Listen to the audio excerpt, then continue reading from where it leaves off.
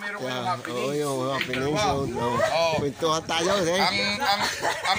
Na-interview rin ni Idol Tagpe. Ay, ako naman ang mag-interview dito. Ay, yung, ano ko natin, yung sayang ang tato. Ay, ano naman yung, ang iyo naman. Ay, ngayon, hindi kayo mag-uukay ka. Kaya ng asawa. Ngayon, ang asawang ito ikuan, honey, maligo ka na. Yan. Tutulog na tayo. Ano kayo nasasabihin niya? Ako maliligo? Sayang ang libas. Ang caption nyo, isang alaga at isang ulaga. Ang tuwa naman ang pukin ito si Juju. Ay, ikaw naman ang interviewin ko, pumarni ka. Patay, hagip si Kuya Apple, nakahiga.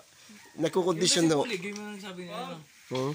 Ligay mo yan. Ay, turuan mo naman ako ng mga teknik na binigay mo sa kay Tagpi yung ano, yun sa kalapati noon. Ay, dala kami nilalabang ko ng kalapati. Ang dami rin naniwala dun eh. Hindi nga ba? Ay, may mga kalapati akong anong magandang teknik. Magandang teknik na yun ha. Yung mga, wag mo, kapag manyak ang kalapati, wag mo isasama nga naman sa karamihan at baka, naku, ang galing.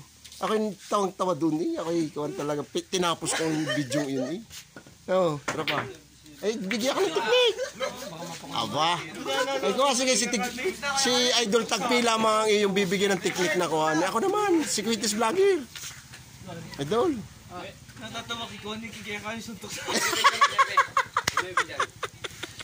Pandala suntok sa hangin. Yung pala tuwing, hindi pa ginaganahan. Nakawala. Ayun ang, kung nakawala, ay patay. Yung pala kaya kani kung nakawala ay kuwan. Asa? Ay magaling pang umawat ng kuwanan Leon. Tanong ko mahal po sa sabi. Oh, natatawa eh. Ay siya, may nagtatanong din eh. Pero pa, kung mahal mo pa raw si Sabel. Mahal mo pa raw si Sabel.